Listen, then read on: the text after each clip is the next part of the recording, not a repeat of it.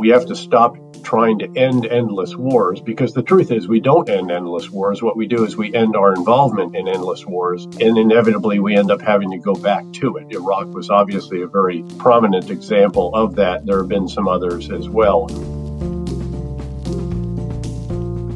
I'd come back to the importance for policymakers of not, in a sense, pivoting.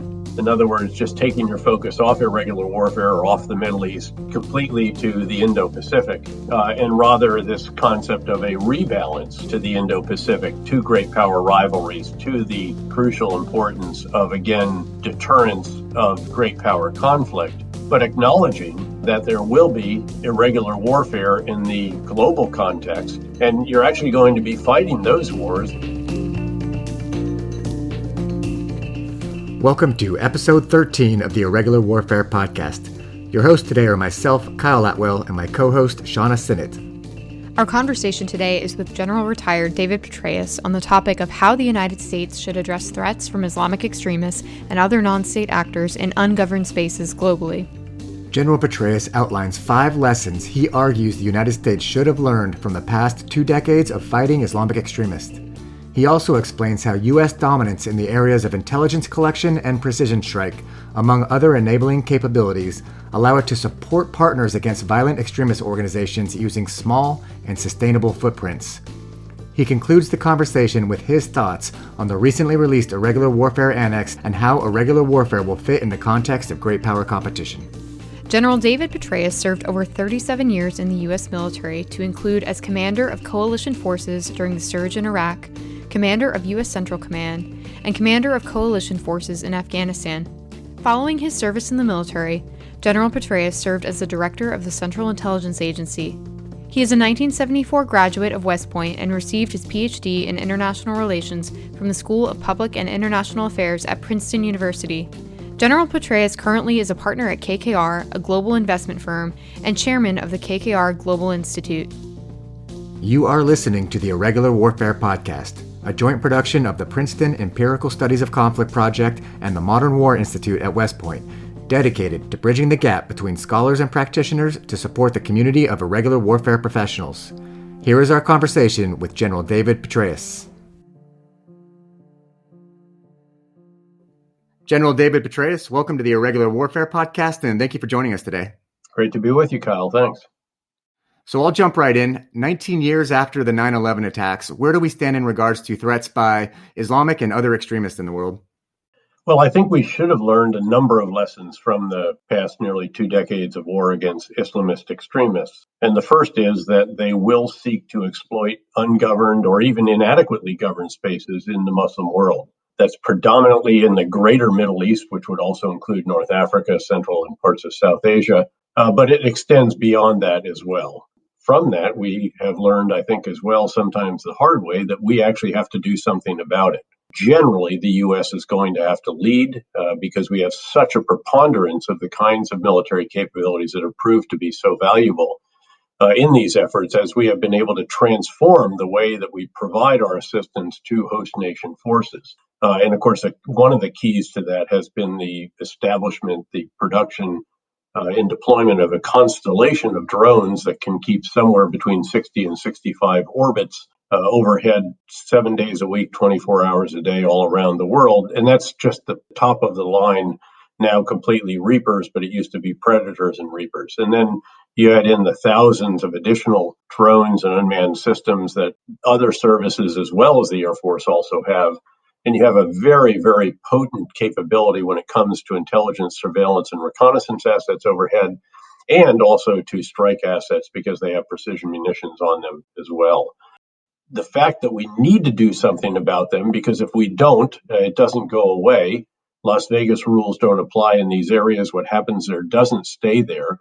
Rather, they tend to send extremists, instability, and a tsunami of refugees into not just neighboring countries, but into Western Europe as well. We saw that the geopolitical Chernobyl that was Syria, for example, the meltdown of a country, not only displaced half of the people in the country, half of those were displaced outside the country, and millions of them ended up in Europe, causing the biggest domestic political challenges that Europe has seen since the end of the Cold War. So we really had to do something about that. The third lesson we should have learned is that, again, in leading, the U.S. wants to have a coalition. That coalition should certainly include Islamic countries. This is an existential struggle for them. But generally, again, we're going to have to lead because of the preponderance of the capacity that we have. Fourth lesson we should have learned at this point in time is that you cannot counter terrorists with just counter-terrorist force operations. You have to have a comprehensive civil military counterinsurgency campaign. All of the elements that we had, say, in the so-called Anaconda strategy during the surge in Iraq that Ambassador Crocker and I oversaw, need to be present in these campaigns. But, and it's a huge but, we don't want to be doing all of those. What we want to do is as little as we have to do. We want the host nation to be doing the fighting on the ground. We want the host nation to do the political reconciliation, the restoration of local governance, basic services, repair of damage, and all the rest of that, while we provide training, equipping, advising, assisting, and enabling. And the enabling, again, comes back to the unmanned aerial systems, to the advisors that we can deploy, and to the intelligence fusion that is a critical element of all of this as well. And then the fifth lesson I think we should have learned is that this is a generational struggle. It's not the fight of a decade, much less a few years. I think at some point, and I say this slightly tongue-in-cheek, we have to stop trying to end endless wars, because the truth is we don't end endless wars. What we do is we end our involvement in endless wars, and inevitably we end up having to go back to it. Iraq was obviously a very prominent example of that. There have been some others as well. So instead, what we should be trying to do is figure out how to have a sustainable, measured in terms of blood and treasure, sustained commitment that can help the host nation forces keep extremists at bay, ideally carry out a comprehensive civil military campaign that could truly defeat them or ideally destroy them. But again, noting that we probably have to stay with these for quite some time. Yeah, so there's a lot to unpack. Going back to the very beginning, you said that the U.S. has to get involved. Do you have more examples? You talked about Syria, refugee outflows from Syria, but do you have examples of direct threats to U.S. interest that could justify our involvement? Yeah, that's an interesting question, because in fact, there have not been Al-Qaeda or Islamic State direct attacks in the U.S. homeland. That's a correct observation and a reasonable question. There certainly have been those kinds of attacks and threats in our European allies countries, and certainly in the countries within regions that we are trying to help achieve stability. But I do think that if you allow, for example, Al-Qaeda to have a sanctuary in Afghanistan once again, like the one in which they planned the 9/11 attacks, the chances certainly go up that they would try to do something like that again. And the truth is that the most direct threat is probably how they might carry out activities in the virtual caliphate in cyberspace that might enable individuals in the U.S. to self-recruit. Now, that doesn't mean that, again, if an Islamic State or Al-Qaeda could have a true sanctuary, the way that, in fact, the Islamic State had for a period of time in Iraq and Syria on the ground, plus the very effective virtual caliphate that they established, that couldn't at some point pose a direct threat to the United States. But generally, it's a threat to the stability of the region. It's a threat to our allies in Europe and in some cases in Southeast Asia, South Asia, and other locations around the world. I guess one argument that I've heard is that some of these threats are transnational or international in nature, and then some of them are just regional conflicts that the U.S. does not need to get involved in. I think it's a case-by-case basis. I think you've got to look at each of these. You have to ask what you can actually reasonably accomplish, I think, as well.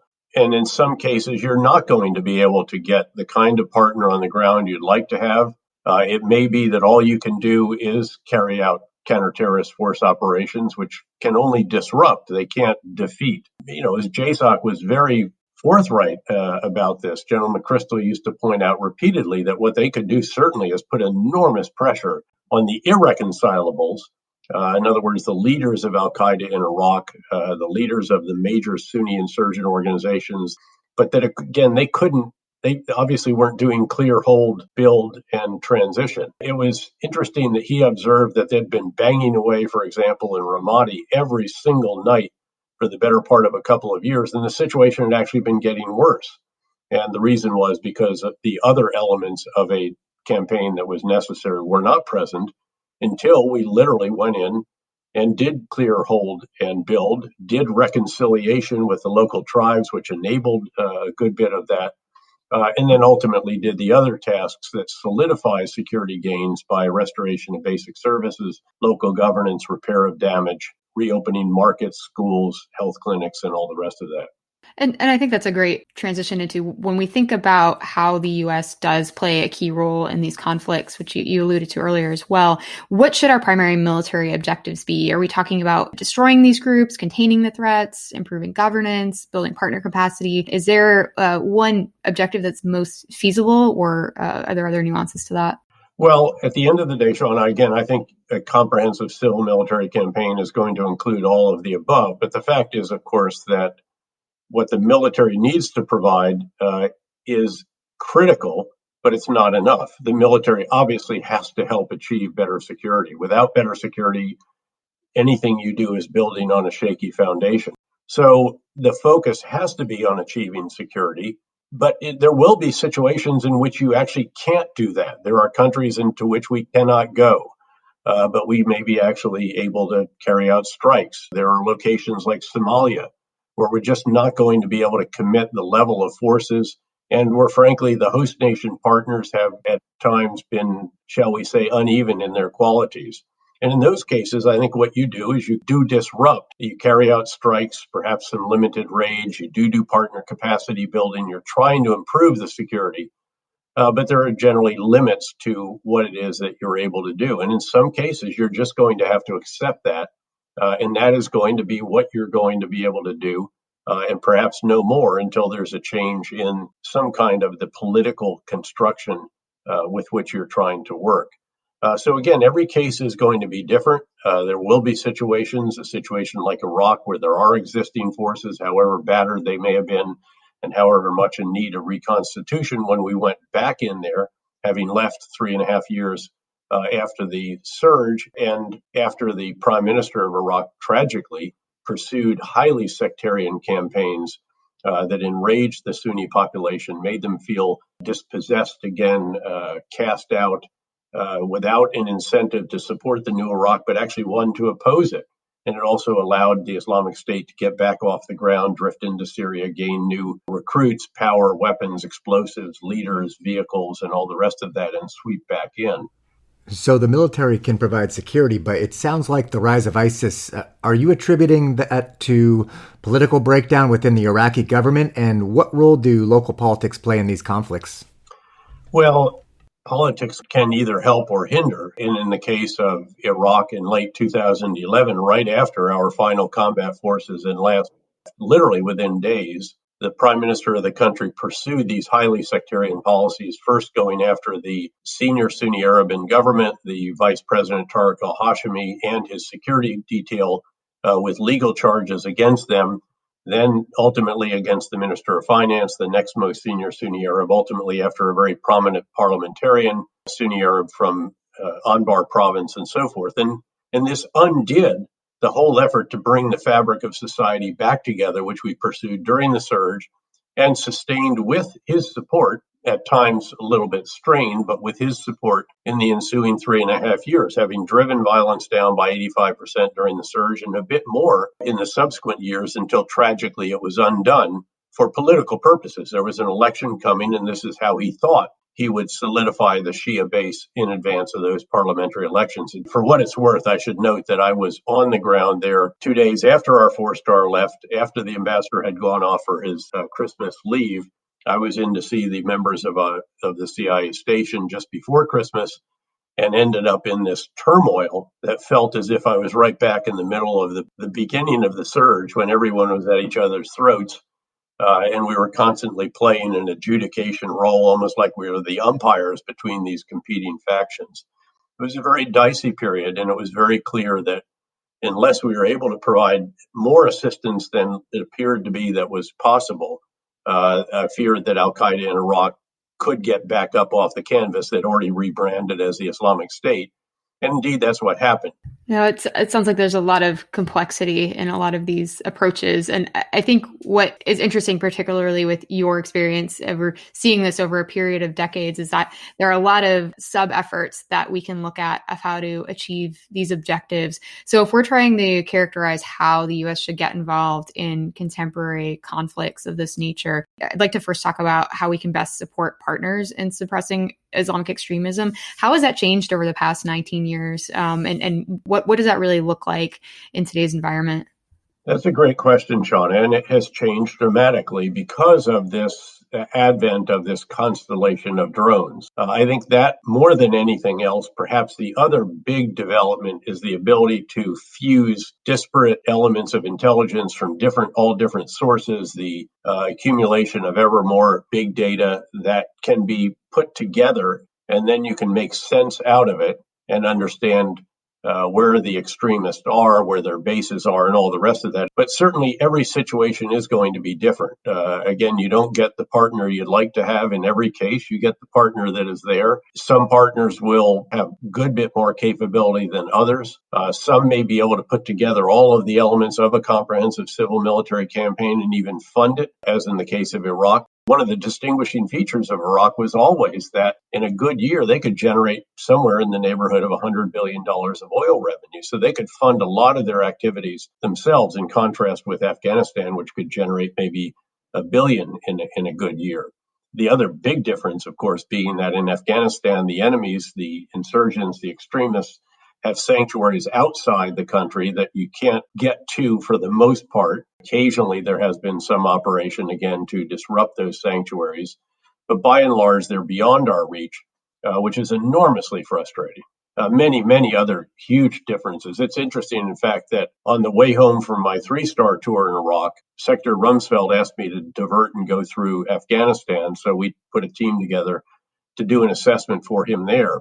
And the first slide in the briefing that I laid out to him when I got back to Washington was titled, Afghanistan does not equal Iraq. And it laid out all the different ways that you could compare and contrast these two countries. And it laid out why Afghanistan is just, frankly, in certain respects, even though it was much less violent at the start of the surge or the mini surge in Afghanistan compared with the horrific violence at the start of the surge in Iraq. But there was a reason that I told Congress in the confirmation hearing to be the commander in Afghanistan that we would not be able to flip Afghanistan the way we had flipped Iraq. That's such a simple concept that to conflicts, you can't just apply the same formula necessarily and expect the same outcome. And yet, as simple as that concept is, it actually requires a lot of knowledge about local terrain, the history of the population, and all that. So even the simple things are very complex when addressing these kind of threats, it seems like. No, you're exactly right. You have to have a truly nuanced understanding. I used to, again, slightly jokingly say that there were 3 lessons of the invasion of Iraq. And the first one is that you really ought to understand a country in a very nuanced way before you invade it. And the truth is, we didn't have that kind of nuanced understanding. Certainly none of the commanders that were there in that first year, to my knowledge, including me, had a knowledge of the areas in which we were deployed. We weren't even supposed to go to Nineveh province and Mosul. We were supposed to be down in southwest Baghdad and on down from there. We had some knowledge of that area. We certainly had all the mapping and a variety of other details, but we literally didn't even have maps of Mosul until about 24 hours before we launched this huge air assault to quell the violence in a city that was literally out of control and in which a small U.S. element had killed 17 civilians a few days earlier in a riot. The other 2 lessons are that you should always use existing organizations. Don't create one-offs like the ORHA, the Organization for Reconstruction and Humanitarian Assistance, or its follow-on, the Coalition Provisional Authority. Just establish an embassy, use the Corps of Engineers, use the Defense or Army Budget Agency. Again, use existing entities that have authorities, appropriations, policies, SOPs, and chains of command, if you will, and support, instead of these one-offs. Beyond that, of course, constantly ask that question that was always on the wall in the 101st Airborne Division command post and in every other one where I was privileged to command, which asked, will this operation take more bad guys off the street than it creates by its conduct? And the same question should be asked of policies. And of course, the firing of the Iraqi army without telling them what its future was, and the firing of the Ba'ath Party all the way down to a bureaucratic level, created hundreds of thousands of Iraqis who had an incentive to oppose the new Iraq rather than to support it. And it was the de-Baathification without reconciliation that was the real key here.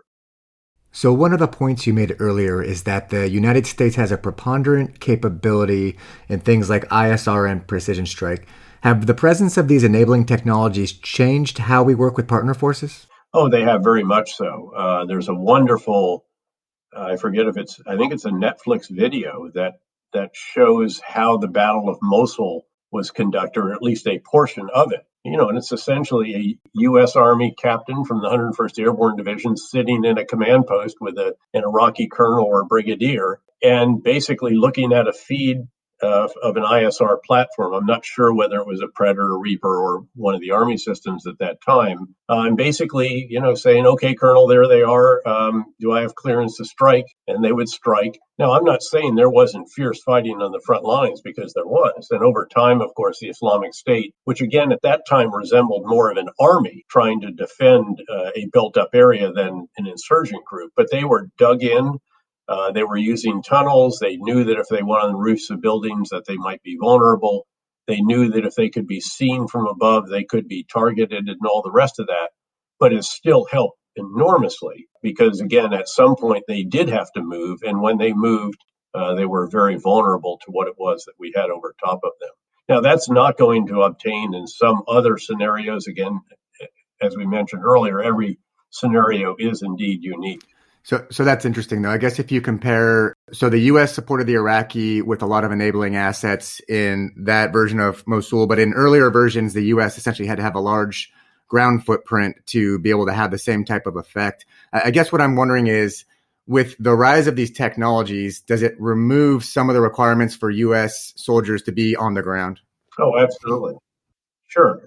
If you compare the surge in Iraq, where I was privileged to have 165,000 American men and women in uniform, about a like number of contractors, by the way, to enable all of our folks who were in uniform to do what only they two could do, which is to get outside the wire and engage the enemy and engage the population. We had tens of thousands of additional coalition forces, and then we were working with hundreds of thousands of Iraqi forces. But in that circumstance, we had nowhere near the density of enablers that we have now. There was one situation, the Battle of Sadr City, which has been written up beautifully by Rand, that shows how we concentrated all the assets and put them at the disposal of one U.S. Army brigade commander. And that was quite dramatic. But now we're able to do that not just for one area, but for many different areas simultaneously. Again, there are limits. As I mentioned, the numbers are not by any means infinite. I'd like to have seen actually more orbits established, but they have been transformative, and they have allowed a very small footprint to enable host nation forces in ways that just was not possible before. And when that wasn't possible, then we had to have our forces on the front lines. Well, it seems like the capability for this type of smaller footprint is one thing, but being effective at it and constructing it in the right way to achieve our objectives is another. So do you think that the current approaches in Iraq and Afghanistan do this effectively? And how does that compare? I mean, does that change the nature of what objectives we have as compared to when you initiated the surge? Well, I think the objectives of our forces are different. They are more circumscribed. Again, our objective was truly to conduct a comprehensive civil military counterinsurgency campaign to achieve security and all the other efforts that we sought to pursue. And here, what we are strictly trying to do is to train, equip, advise, assist, and enable. Certainly, there are other elements as well, and those are coordinated, the civil component side of this. But again, on a much, much smaller scale. Again, the sheer amount of troops, money, casualties, etc. during the surge, it was just so vastly greater than what was necessary during the effort to support the Iraqis to defeat the Islamic State, and is necessary now to enable them to try to achieve the enduring defeat of the Islamic State, which is what the objective laid out originally by Secretary of Defense Ash Carter. I would underscore that word enduring. because you cannot just defeat them and, give yourself high fives and go home. This is, again, something that will take a good bit of time. And again, a lot of other activities to ensure that there is not an attraction in a host nation population to the kinds of extremist ideology and so forth propagated by groups like the Islamic State, Al-Qaeda, and their affiliates. My concern is that the quest, as admirable as it is, and I mean, no one wants to end endless wars more than those who have actually fought in them and understand the costs of these wars. But I think we also understand the cost of premature withdrawal. And we have seen this. I used to raise my hand, and when people would say we have ended the war in Iraq, and I would say, excuse me, we actually haven't ended the war in Iraq. We have ended our involvement in the war in Iraq. And I fear that we may end up having to go back because we haven't maintained an involvement there. And of course, that seems to be an enduring conversation, right? So how do we manage that? What those implications are of withdrawal when we have these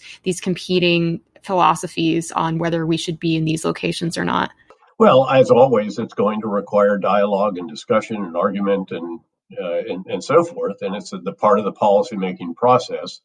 The problem is, of course, that this idea of ending endless wars is just so obviously attractive to anyone. Obviously, we should try to end endless wars, but there should probably be a footnote that then down at the bottom says, but not before they can truly be ended on an enduring basis, something like that. And again, it's very hard to go out as a political slogan and say, let's continue endless wars. Let's stop trying to end endless wars and figure out how to have a sustained commitment that is sustainable, because we can't end endless wars. But again, it's a difficult issue for policymakers without question. I think the real key is, frankly, if you keep the cost in blood and treasure down, I don't think anybody really cares that we have troops deployed around. Look, we've had between 30 and 45,000 troops in Korea for nearly 7 decades, I believe.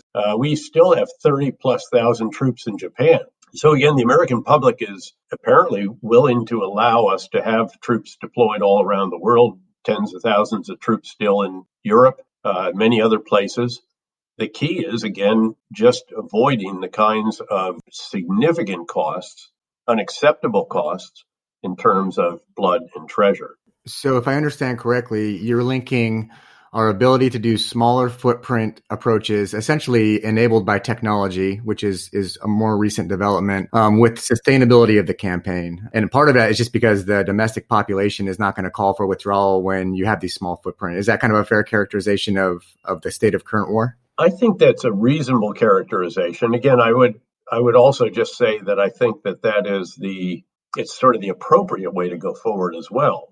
It should be the host nation that is fighting on the front lines. It should be the host nation that is carrying out the bulk of the tasks of a comprehensive civil military counterinsurgency campaign, or whatever it is you want to call it. But that construct does work. The intellectual construct, the elements that were on that Anaconda slide that I used to explain to Congress that you couldn't defeat insurgent groups in Iraq with just JSOC forces or JSOC operations, which is what some of them wanted to default to. The same in Afghanistan, frankly. So again, I think it's just the appropriate way to go forward in these campaigns to achieve our interests, but to do so essentially at minimal cost. And that is obviously always the key, especially, of course, if you recall the context in which this is continuing to play out, which is one in which we are shifting focus very decisively and determinedly to a resurgence of great power rivalries, and in particular, the rebalance or the pivot to the Asia-Pacific or Indo-Pacific region,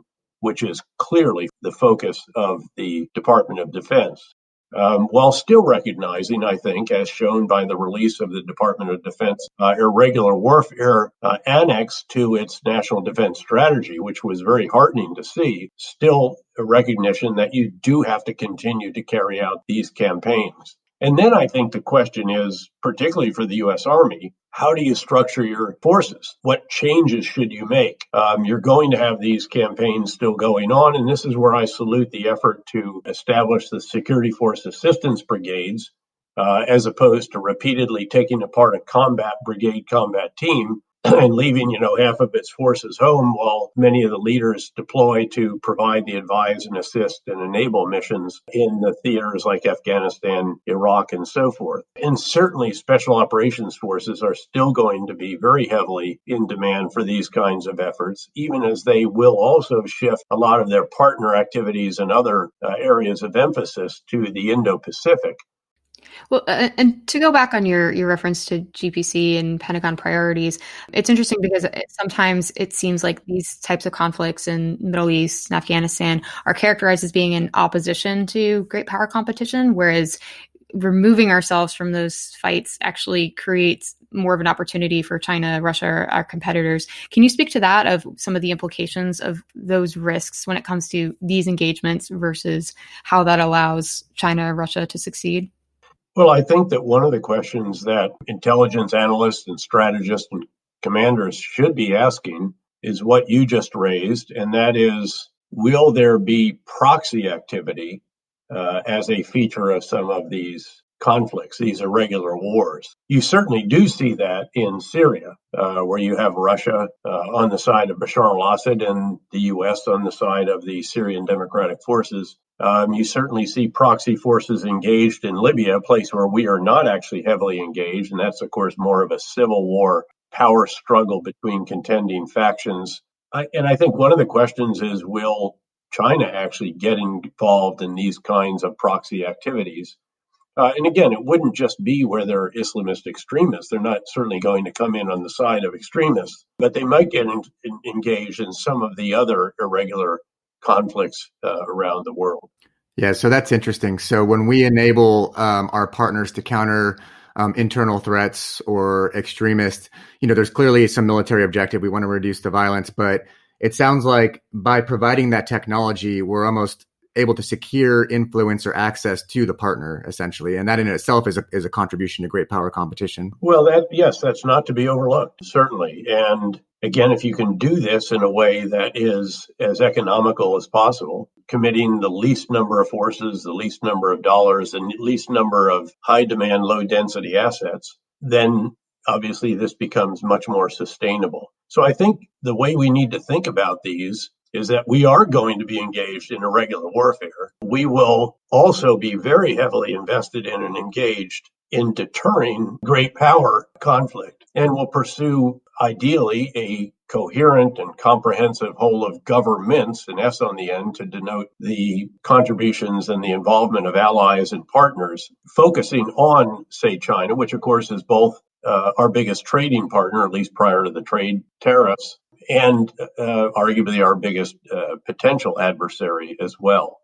So using the Cold War as an analogy, I find very flawed. Needless to say, during the Cold War, the U.S. did very little in terms of trade or economic exchange with the Soviet Union. That is not the case, clearly, in the case of the U.S. and China, which were each other's biggest markets, again, prior to the imposition of the tariffs. Yeah, and in the Cold War, we've had a lot of guests cite that, well, the Cold War is a good example of great power competition, and the U.S. and Russia engaged in a lot of proxy conflict.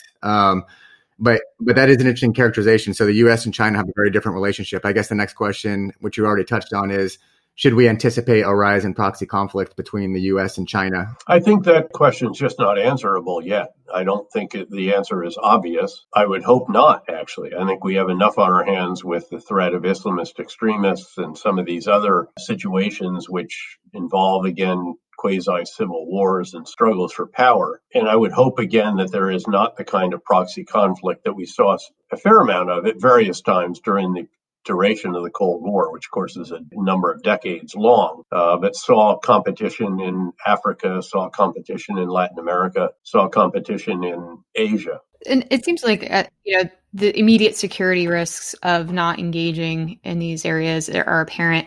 From an institutional knowledge perspective, and I know you certainly have experience with this, what are the risks for us if we disengage from this type of conflict and then we find ourselves involved in 10, 15, 20 years down the line? Are we going to be prepared to be able to engage? Well, the reason that I found the release of the Irregular Warfare Annex to the National Defense Strategy as heartening was that it seems to be a recognition that we cannot lose sight of what it is that we have learned or sought to learn during the course of the past nearly 2 decades of war with Islamist extremists. And in some cases, some other involvements around the world. And it seemed to underscore a recognition by those in the Pentagon and around the world that these conflicts are going to be a feature of the landscape, even as the overarching context is one in which the focus far and away is going to be on deterrence of great power conflict, primarily, of course, with China, but also to some degree with Russia. And so that's where I think then you have to start asking, okay, what forces would be involved in this? How can the force structure be adjusted? And this is where, of course, I think, again, the Army deserves credit for the establishment of the Security Force Assistance Brigades, even as it is refocusing some of the other brigade combat teams on the more potential high conflict scenarios that could result from a breakdown of deterrence in the case of a great power rivalry. Yeah, I think your mention of the Irregular Warfare Annex is a good pivot to our final question, which is, what are the implications of your experience and your career and the arguments you've made today for both policymakers and practitioners? Well, I think that I'd come back to the importance for policymakers of not, in a sense, pivoting. In other words, just taking your focus off irregular warfare or off the Middle East completely to the Indo-Pacific, and rather this concept of a rebalance to the Indo-Pacific, to great power rivalries, to the crucial importance of, again, deterrence of great power conflict, but acknowledging that there will be irregular warfare in the global context, and you're actually going to be fighting those wars even as you are trying to deter the potential great power war. So it's going to require us as a superpower to do what superpowers uniquely can do, and that is to keep many plates spinning, to use the analogy of the guy in the circus that gets a plate up on a stick and gets it spinning and then gets over, puts another one on the stick. And of course, some of those plates, one of those plates will be vastly bigger, arguably, than all of the others together. That would be the plate for the U.S.-China relationship, which is crucial not just to the U.S. and China, but to the entire world. Far and away the most important relationship in the global context as we go forward. But then other smaller plates that will represent some of these irregular conflicts in which we're engaged, a number of them against Islamist extremists, but keeping them spinning while never, ever risking that the largest plate could fall on the ground. And I think that's the way to look at this. Now, the truth is, for smaller countries, they'll be hard-pressed to have forces that can be committed to all of these, and they're going to have to make very hard choices.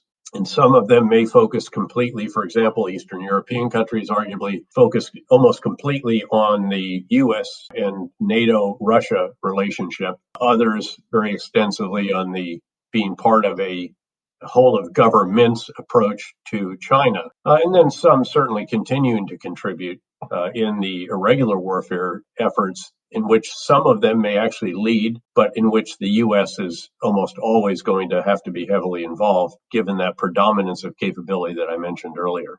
And I'd like to, before we close out, go back to the previous question and flip that a little bit. Your experience lends you to some really interesting perspectives.